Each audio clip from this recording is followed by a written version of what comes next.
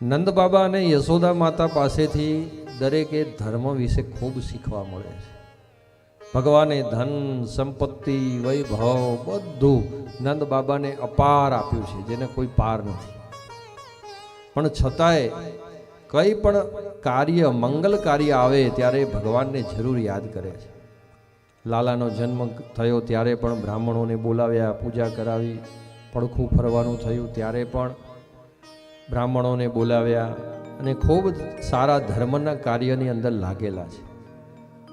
એટલે જ્યાં ધર્મને સાથે લઈને ચાલો ને ત્યાં જીવનમાં ખૂબ પ્રગતિ જળવાય છે અને ખૂબ સારી ઉન્નતિ થાય છે. મન પ્રસન્ન રહે છે અને જીવન સત્ય તરફ આગળ વધે છે. આ બધું નંદ બાબા એમના જીવનમાંથી શીખવાડે છે.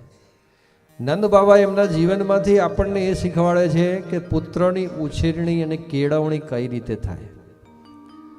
જો તમારા પુત્રને તમારે યશસ્વી બનાવવો હોય, તેજસ્વી બનાવવો હોય, દુનિયા સામે ટકરાય, કોઈ જગ્યાએ પાછો ન પડે એવો તમારે બનાવવો હોય તો એને એના મૂળભૂત જે સંસ્કારો છે એની પ્રગતિ માટે, એને બહાર લાવવા માટે, એના ગુણોને બહાર લાવવા માટે એક મોકળું મેદાન આપવું પડે. વધારે પડતી રોકટોક કરાય નહીં.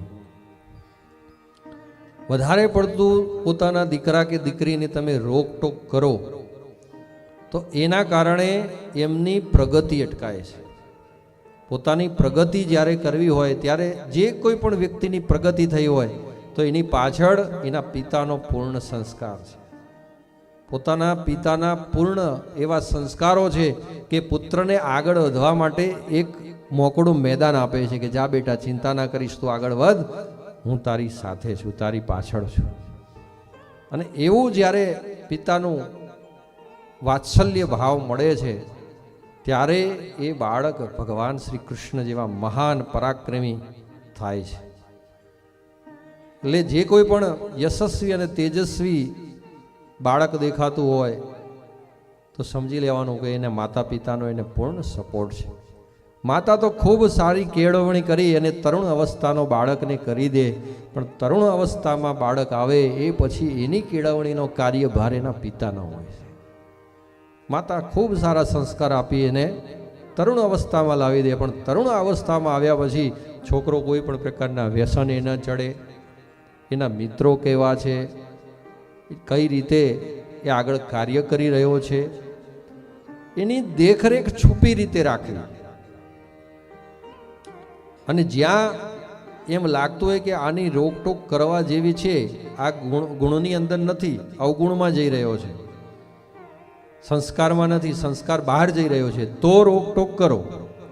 પણ જો સંસ્કારમાં રહી એના પ્રગતિના પંથ ઉપર આગળ વધવા જતો હોય તો તમારા જે નોલેજ હોય, તમારી જે બુદ્ધિ હોય, એની કાર્યક્ષમતા પ્રમાણે એને ચલાવવા જાઓ તો એ ન ચાલે. કારણ કે ભગવાને દરેકની કાર્યક્ષમતા અને બુદ્ધિ અલગ અલગ આપેલી છે.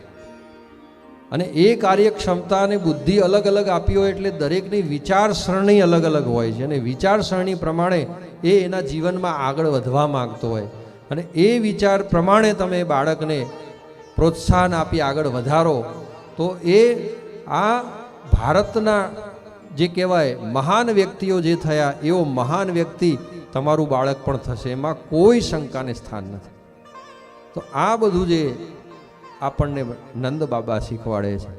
નંદ બાબાએ કૃષ્ણ ભગવાનને ખૂબ મોકળું મેદાન આપ્યું છે. કાનો જે કરે એ હસતા મોઢે, અરે વાહ કાના, ખૂબ સારું કર્યું. કોઈ દિવસ એના અવગુણ જે છે એ બહાર નહીં આવવા દીધો, ભગવાનના ગુણોને જ બહાર લાયા છે. એટલે આ પિતા અને પુત્રનો, પિતા અને માતાનો વાત્સલ્ય પ્રેમ જે છે એ કૃષ્ણ ભક્તિમાં આપણને મળે છે. કૃષ્ણ ભક્તિની અંદર માતા યશોદા કેવો લાલાને લાલન પાલન કરે છે, લાડકોડથી ઉછેરે છે. આવો વાત્સલ્ય ભાવ દરેક માતા પિતાનો પોતાના સંતાન પ્રત્યે હોવો જોઈએ. આ એના ભાવની કથા છે. કથા ચરિત્ર તો આપણે સાંભળીએ છીએ ભગવાનના, પણ એની અંદરથી ગુણાનુવાદ જે શીખવાના છે એ શીખવાના છે કે લાલો નાનો છે પણ એ લાલાને ઉછેરવામાં નંદ બાબાએ કઈ રીતે લાલાને ઉછેર્યો, માં યશોદા છે એમને લાલાને કઈ રીતે ઉછેરણી કરી અને કઈ રીતે એના ગુણોને બહાર લાવી અને કેવો મહાન લાલાને બનાવ્યો. તો એ માતા પિતાનું ઘડતર જે છે એ મહત્વનું છે અને એ આપણને આ કૃષ્ણ ચરિત્રમાંથી શીખવા મળે છે. કારણ કે નંદ બાબા કોઈ સામાન્ય નથી. નંદ બાબા એ દ્રોણ નામના વસુ હોય છે અને એ દ્રોણ નામના વસુ એમની જે ધર્મપત્ની એમનું નામ ધરા.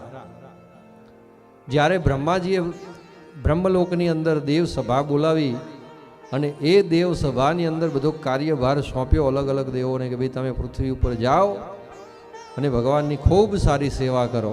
ત્યારે બંને પતિ પત્ની ભગવાનના ખૂબ સારા ભક્ત હતા. એટલે એમને બ્રહ્માજીને કહ્યું કે ભગવાનનું લાલન પાલન અને પોષણનો કાર્યભાર છે એ તમે ભગવાન અમને સોંપો. અને એ કાર્યભાર લઈ અને નંદ બાબા અને યશોદા માતા વ્રજની અંદર આવ્યા છે. અને એ એવું ધ્યાન રાખે છે કે લાલન પાલન પોષણમાં આ જગત અમને એવું ના કહી જાય કે ભગવાનને લાલન પાલન પોષણની જવાબદારી અમને આપી અને એમાં અમે ઉણપ દાખવી, ખરા ના ઉતર્યા, એવું ના થવું જોઈએ. એટલે એવી રીતે અવિરત રીતે ખૂબ સારું લાલન પાલન અને પોષણ યશોદા માતાએ અને નંદ બાબાએ કર્યું છે.